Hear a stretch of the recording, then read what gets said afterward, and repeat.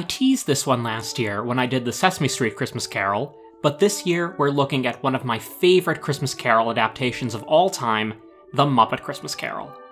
Part of the reason I love this one so much is because I grew up with it, and watched our old VHS many, many times as a kid, whether it was Christmas or not. But beyond my own fond memories and love of the Muppets, I think this version does a wonderful job with the story. It works not just as a well-done Muppet vehicle, but also as a Christmas classic. Jim Henson and Richard Hunt were dead to begin with. Their tragic deaths, Henson's in 1990 and Hunt's in 1992, came as a major blow to the entire Muppet family. Henson was the driving force behind the Muppets as a whole, and Hunt was a gifted performer, and had been one of the main Muppeteers for many years. The Muppet Christmas Carol would be the first major production without the two men. Some of the two Muppeteers' characters would be recast, while others would be put into retirement for a while. It would be impossible to have the Muppets without Kermit the Frog, who was recast to Steve Whitmire. Waldorf was now played by Dave Goelz, and the Swedish Chef was David Rudman. Henson's other two main characters, Rolf the Dog and Dr. Teeth, would remain silent for some time. Most of Richard Hunt's main characters, Scooter, Janice, and Sweetums, would also go into temporary retirement, with Janice being the only one of the three to appear in the movie as a cameo. Two of Hunt's other mains were recast, with Beaker being played by Steve Whitmire, and Statler by Jerry Nelson. Although the Muppet family was missing two key players, they knew that Jim and Richard wouldn't have wanted them to give up. With Jim's son, Brian Henson, taking over the Henson Company and directing The Muppet Christmas Carol, they were going to show everyone that the lovable Muppets were still going strong. The Muppet Christmas Carol was first conceived as a TV special, and the Muppet characters were going to play the three spirits. Miss Piggy would have been Christmas Past, and I imagine she would have had a glamorous kind of look, like Anne Rutherford in the 1938 Christmas Carol, or Jane Krakowski in the 2004 version. Scooter would have been Christmas Present, and Gonzo would have been Christmas Future, with only his blue hook nose visible through the ghost's hood. It was wisely decided as the production went on that the three ghosts should be original Muppets, so they would stay ominous and otherworldly. The choices for the Muppets cast in various Christmas Carol roles are interesting, and even though some might seem unconventional, they generally work. Fozzie Bear is Fezziwig, or rather Fozziewig. Although his jolly demeanor makes him a good fit for Scrooge's kindly boss, he was apparently cast in the role solely because of the pun. I'm sure Fozzie approved of that. Miss Piggy as Emily Cratchit does not get to show off much of her trademark pigginess, for a lack of a better word, but she still does get a few great moments. Despite these fan favorites in smaller roles, other characters like Statler, Waldorf, or Robin the Frog end up with bigger parts than they've ever played in any other Muppet movie. There are probably plenty of casual Muppet viewers who only know Robin as Tiny Tim, so it's nice to see the little frog get a chance to shine. There are so many reasons why this version of A Christmas Carol is one of the best, and many people to credit, but I think one of the biggest strengths is the script by Jerry Jewell. I talked about Jewell in my video about the development of the original Muppet movie, but to recap, he wrote extensively for the Muppets. He did The Muppet Show, most of the theatrical films, Fraggle Rock, and Sesame Street. He understood not only the humor the characters were capable of, but also the heart. The Muppet Christmas Carol is the perfect blend of both these aspects, along with respect for the source material. And like the script to the Alistair Sim version of the story, I feel that most of the changes Jewell made to the script actually improved parts of Dickens' original text. For instance, the scenes where Nephew Fred and the Collectors for the Poor visit Scrooge at his work are now overlapped, which tightens up the pacing of the story and adds some amusing character interactions that seem very authentic, like Fred cheerfully telling the collectors how generous his uncle is, much to Scrooge's frustration. The role of the little boy caroling outside Scrooge's office and the boy who fetches the turkey at the end are combined into one character, the always adorable Bean Bunny, which helps Scrooge immediately right a previous wrong upon his redemption. Out of all Jewell's changes, I think two moments really stand out the most to me. One is the scene where Bob Cratchit approaches Scrooge at closing time, asking for Christmas Day off. Scrooge, although still stubborn, actually listens to the case Bob makes, and despite his immense reluctance, he still relents and gives Bob and the bookkeepers the day off. In the book, Scrooge is much more passive-aggressive about the whole thing. But here, seeing Scrooge and Bob have a mostly civil conversation about it shows that there is indeed hope for the old miser. The other moment is a big one. It's the entire section with Christmas Present. In most versions, although the ghost is portrayed as a jolly Father Christmas figure, he is very blunt and harsh towards Scrooge. It's not like Scrooge doesn't deserve it, but it does make an odd contrast to the ghost's happy appearance. The Muppet version, brilliantly played by Jerry Nelson, is a huge ball of happiness, and rather than openly shame Scrooge, he actively works to cheer the old man up, which he very much needs after reliving his tragic past. After spending only a minute with the ghost, Scrooge is even laughing and joking himself. Sure, it's a joke about money, but it's a start. Even better, after this, Scrooge begins to let his guard down and shows he's willing to learn. He humbly confesses that he never really understood what the big deal with Christmas was, and the ghost takes him on a tour of Christmas morning, singing the amazing song It Feels Like Christmas. By the end of the song, in the span of about 3 minutes, Scrooge is fully on board, and it doesn't even feel forced. Thanks to the songwriting skills of Paul Williams and Jerry Nelson's performance, we are able to see how this infectious joy is able to warm even Scrooge's heart. In the book and most adaptations, Scrooge visits the Cratchits' house first, and then Nephew Fred's. Jerry Jewell reverses the order, which makes a lot more sense for Scrooge's character development. He is happy to see Fred, his wife, and his friends all together, but is almost immediately crushed when he hears them mocking Scrooge, something Scrooge probably knows he deserves. The spirit gently takes him to the Cratchits' house, where he sees the whole family for the first time and is taken by the youthful wisdom of Tiny Tim. As the family gathers together and sings Bless Us All, the shots of Scrooge silently reacting with fascination to their loving bond, despite their poverty, are quite powerful. All the actors, Muppets and humans alike, are great. Michael Caine is a terrific Scrooge, and proves once again that the actors who treat the Muppets as living, breathing people always give the best performances. When he talks to Bob Cratchit, he sees nothing strange or novel about his clerk being a talking frog, and that's the perfect way to play the part.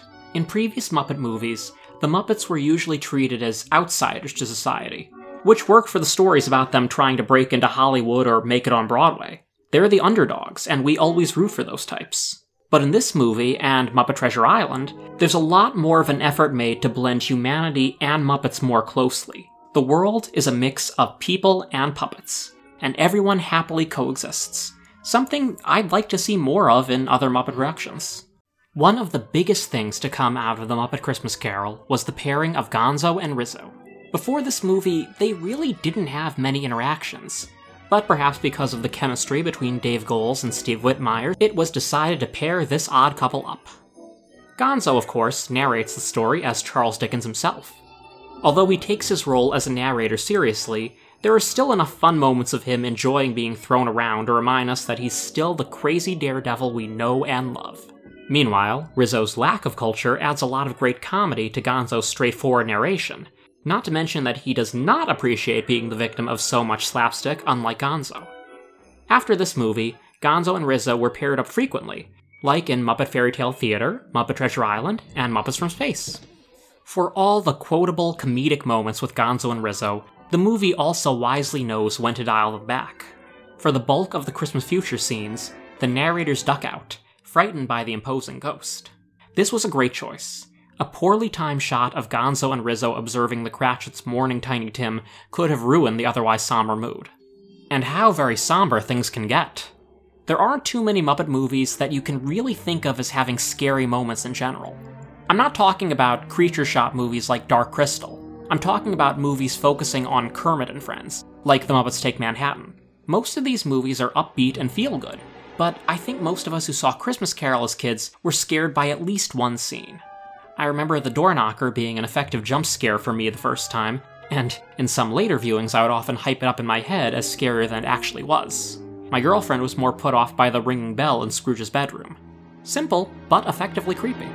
As I mentioned, Christmas Future is certainly scary. When I first watched this at a young age, the only other Christmas Carol I had seen was the Mickey Mouse version. In that cartoon, the ghost removes his hood at the end to reveal a particularly demonic-looking Pete underneath. Because of this, I was afraid that the Muppet version would do the same, and I didn't want to see what was under that hood, since it really could have been anything. I recall picturing a mix between one of the Skeksis from Dark Crystal, a demon from The Storyteller, and the Blue Dragon from Fraggle Rock. I actually hid from the TV, not wanting to see the horned, wild-eyed, wrinkly creature that was going to punish Scrooge at the climax. Once I found out that he was not going to remove his hood, I was able to relax on subsequent viewings. I have left one of the best parts of The Muppet Christmas Carol for last: the music. Before I talk about the songs, I need to draw attention to the composer of the underscore, Miles Goodman. Goodman had already written music for several movies Frank Oz directed at that point, and I think that his work on Muppet Christmas Carol is perfect.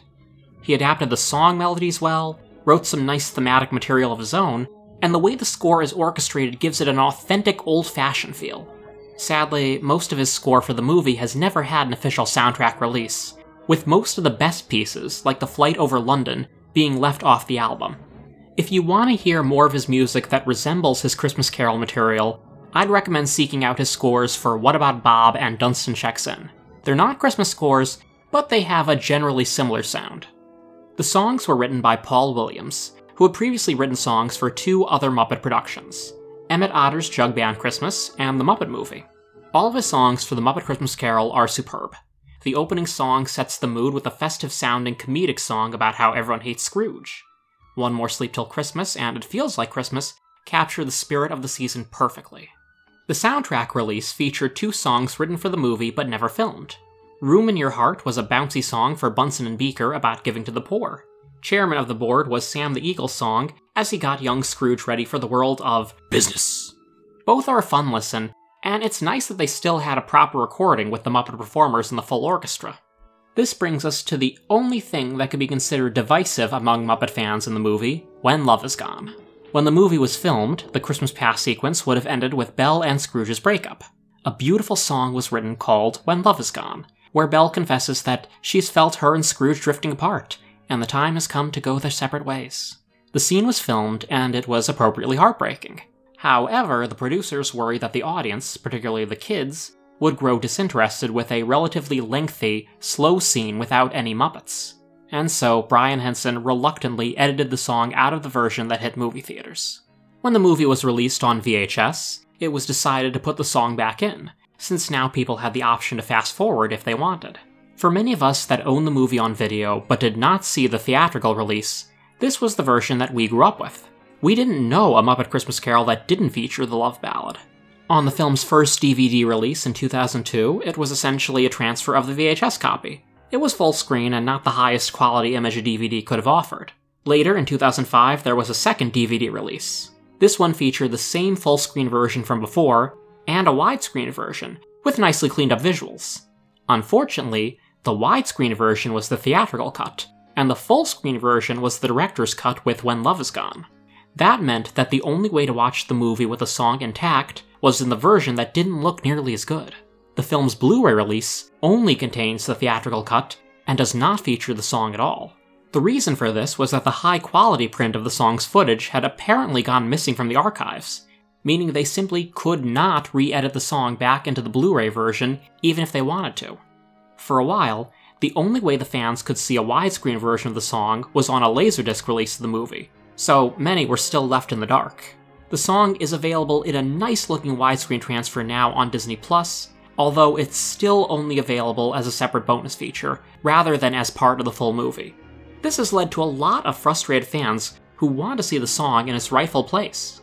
Luckily for me, I waited to record this audio, because as of a few days ago, Brian Henson announced in an interview with BBC that the missing high-quality footage had been found. Although the full version of the movie might not be on Disney Plus in time for this Christmas, hopefully it will be up for streaming next year. I'll admit that as a kid, I did fast forward through this scene.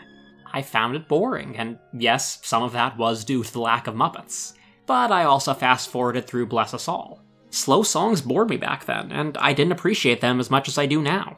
I'm probably not alone in that. People want this song back in the movie not only because it's lovely, but because it drives home the tragedy in Scrooge's life that has led to who he is today. The song was the clincher, and the moment when present-day Scrooge stands behind Belle and tries to sing a little before he begins to sob, it's heartbreaking. Without that song, the scene really misses the mark, and we're left wondering why Rizzo can't contain his tears when the breakup he witnessed took less than a minute. Although the omission of the song in most releases does not diminish how great The Muppet Christmas Carol is, having the song restored will make the movie even better, and I think that we can all agree that the recovered footage is a real Christmas miracle. Speaking of edits, there's one that a lot of people might be unaware of.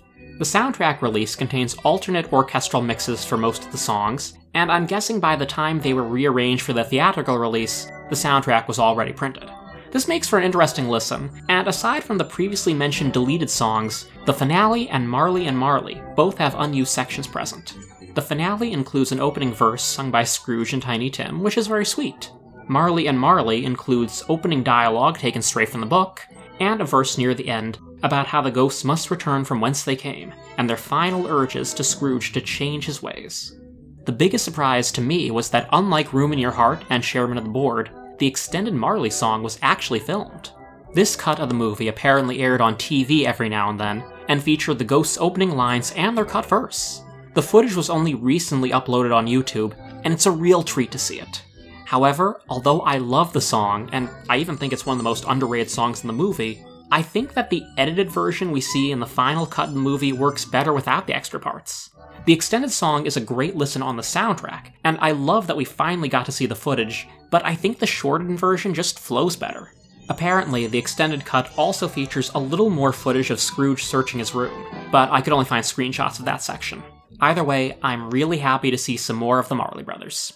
The Muppet Christmas Carol had a modest opening at the box office, in competition with Home Alone 2 and Aladdin.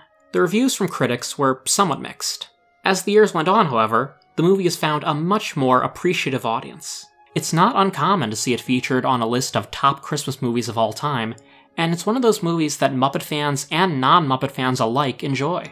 Thanks to the humor and warmth expected from the Muppets, along with the appropriate amount of gloom and frights that the story entails, The Muppet Christmas Carol is one of those adaptations that best captures the spirit of Dickens' story.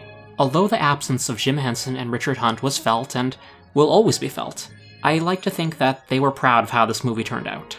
The Muppets showed everyone with this movie that they could live on, and they're still living on to this day. It is the season of the heart, a special time of caring, the ways of love made clear. And it is the season of the Spirit. The message, if we hear it, is make it last all year.